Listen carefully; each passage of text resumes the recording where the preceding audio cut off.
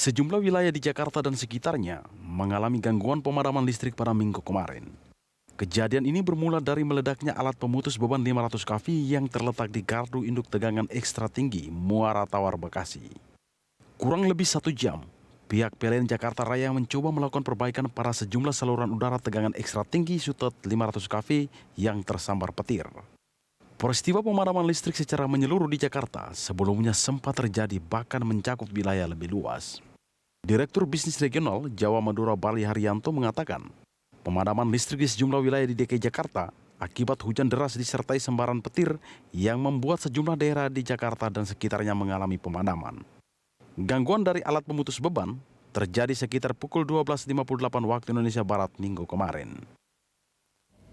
Pada jam 12.58 terjadi gangguan yang disebabkan oleh adanya alat PLN, yaitu pemutus beban atau istilah bahasa asingnya adalah circuit breaker 500 kV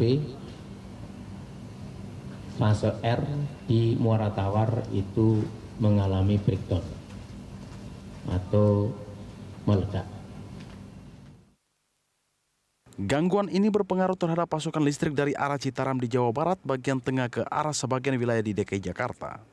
PLN akhirnya memutuskan untuk mengisolasi jalur yang mengalami gangguan serta melakukan pemadaman di 42 gardu induk yang tersebar di DKI Jakarta, Depok, dan Bekasi.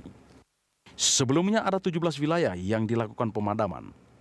Kini layanan mulai normal kembali setelah pihak PLN melakukan pemindahan aliran listrik ke saluran lain, menyusul sejumlah sutet rusak tersambar petir. Penormalan ini dilakukan dengan memindahkan beban listrik ke jaringan yang lainnya. Tim Liputan Berita 1.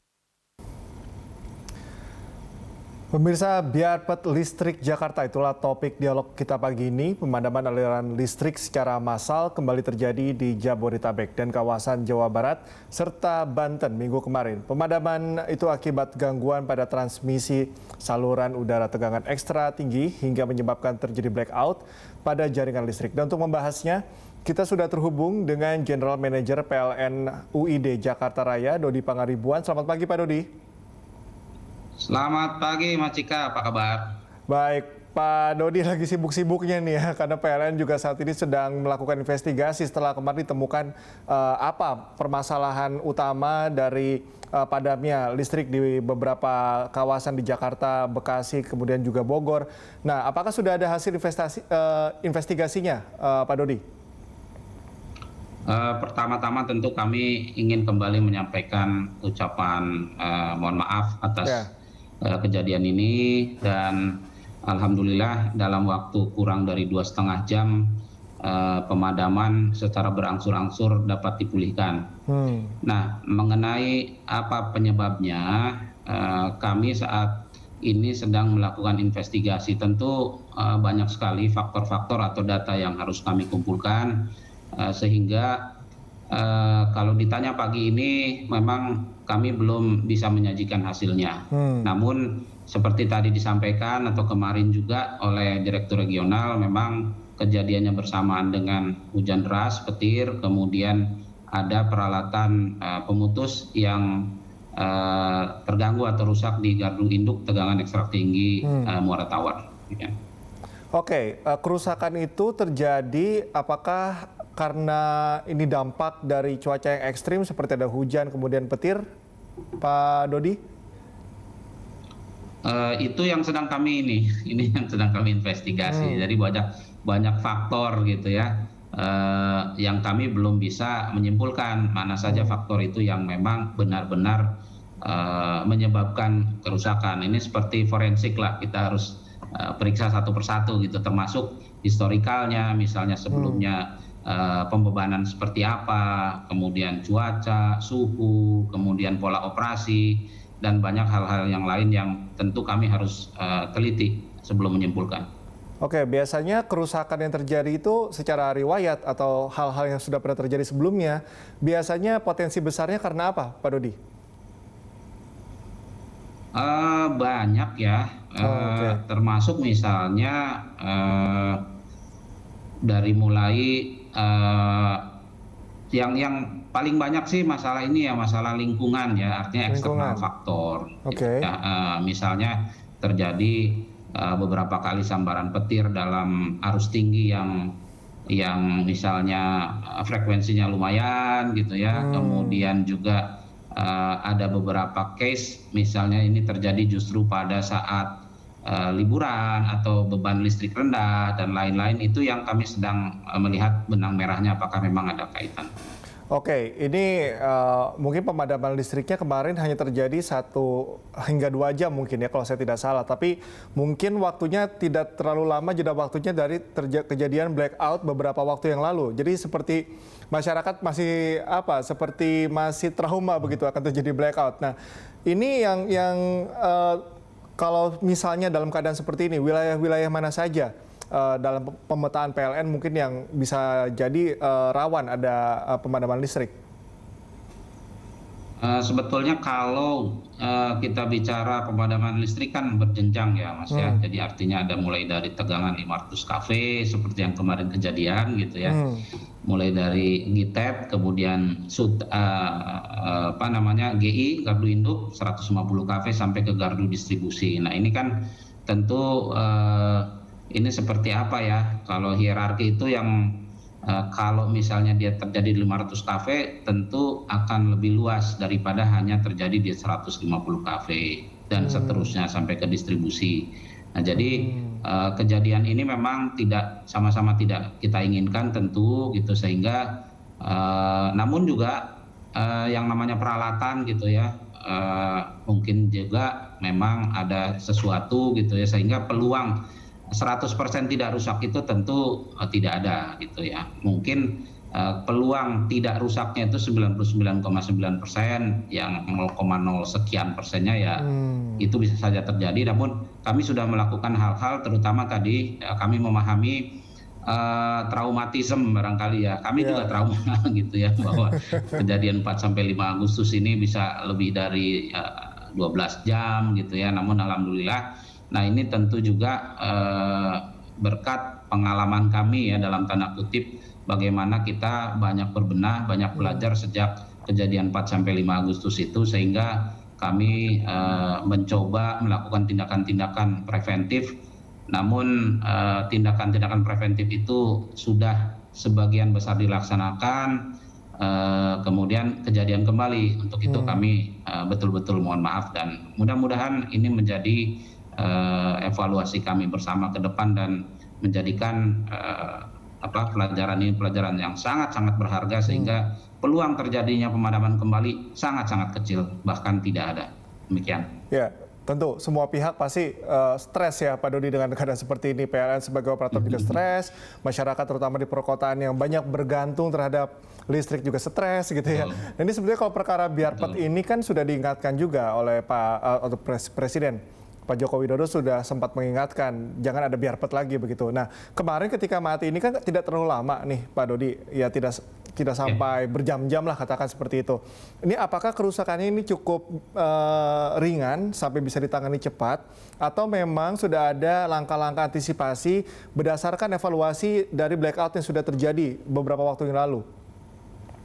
Ya, ini menarik sekali pengamatan ini Mas. Jadi memang pertama dari sumber ini ya, dari sumber kerusakan juga memang ini lumayan terlokalisir ya. Ini di gardu induk tegangan ekstra tinggi Muara Tawar.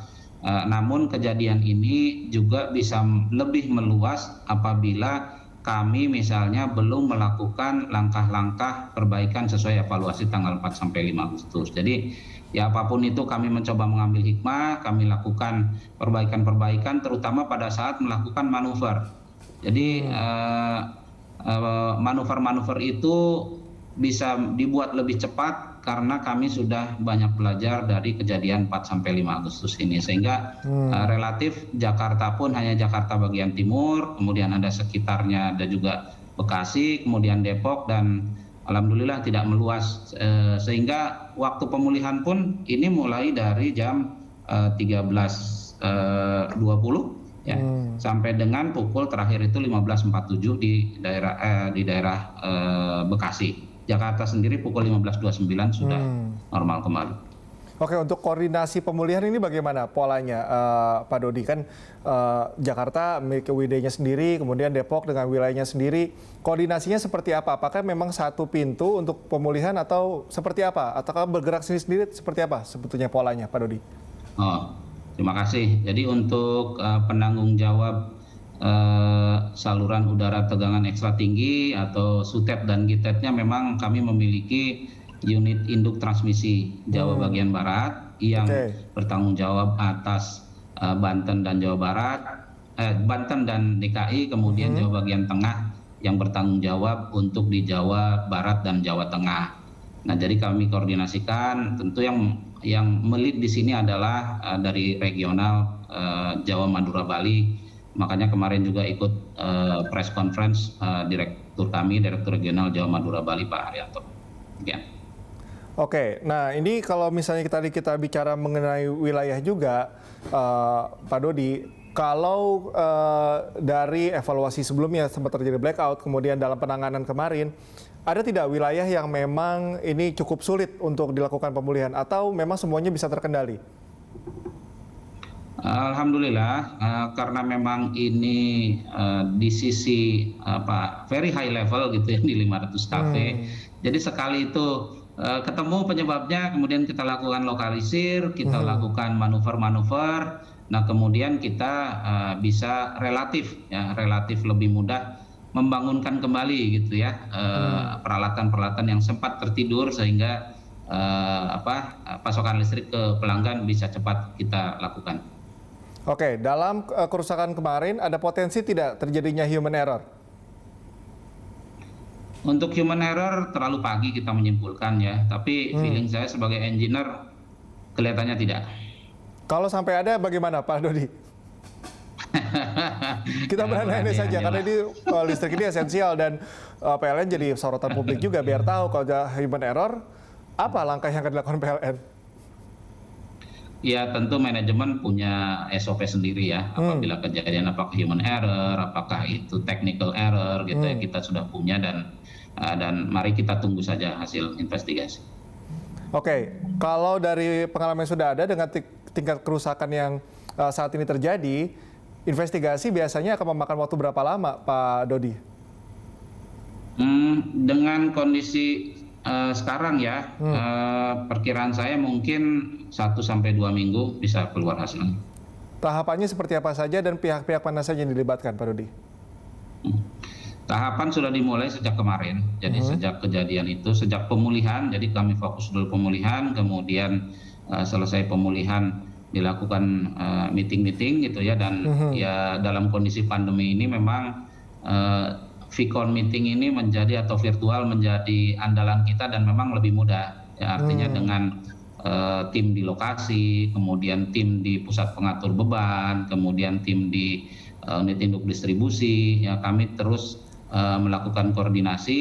Jadi pertama tentu mengumpulkan dulu fakta-fakta yang terjadi di jaringan setempat, misalnya saja 6 jam sebelum kejadian, kemudian 5 jam, 4 jam, sampai 1 jam, sampai saat kejadian, sampai detik-detiknya, bahkan ke milisecond. Jadi kita lihat apakah misalnya ada sambaran petir, ya, kemudian berapa pembebanan, ya, kemudian apakah ada manuver-manuver yang sebelumnya dilakukan, ya, sehingga konfigurasinya berubah misalnya, dan itulah yang kemudian kemarin data awal sudah bisa disimpulkan bahwa kejadiannya ada di Muara Tawar, kemudian ada peralatan pemutus atau PMT atau CB yang rusak.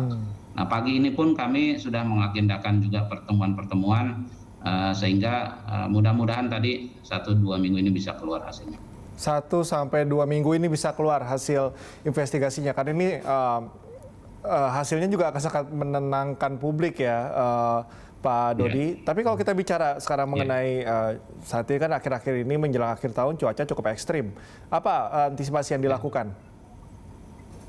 Nah, kalau saya kan mewakili distribusi ya Mas ya, jadi apa yang sudah kami lakukan tentu bagaimana mempersiapkan, mengantisipasi secara dini kondisi-kondisi jaringan kita, diantaranya misalnya saja gardu-gardu distribusi yang kami kelola itu bebas dari rendaman air. ya. Kemudian yang kedua, kami juga memastikan, kami sudah berkeliling kira-kira 1 bulan yang lalu untuk menyiagakan dan bekerja sama dengan pihak Pemprov, terutama penanggung jawab dari pompa-pompa, yang memastikan bahwa pasokan listrik itu aman dan memiliki alternatif backup. Itu sehingga tidak ada lagi misalnya kejadian pompa tidak bisa bekerja akibat aliran listrik terputus. Nah, kemudian selanjutnya juga kami mengimbau kepada memberikan tip-tip misalnya apabila terjadi banjir, ya, aliran listrik harus dicabut, stop kontak dan lain-lain. Kalau perlu memang diputus atau dimatikan langsung dari MCB yang ada di depan rumah untuk menghindari terjadi misalnya arus hubung pendek atau malah kesetrum. Gitu. Oke, harus dua arah ya memang persiapannya agar menghindari hal-hal yang tidak diinginkan. Pak Dodi, kita akan lanjutkan perbincangan di segmen berikutnya. Pemirsa tetaplah bersama kami di Morning Talk.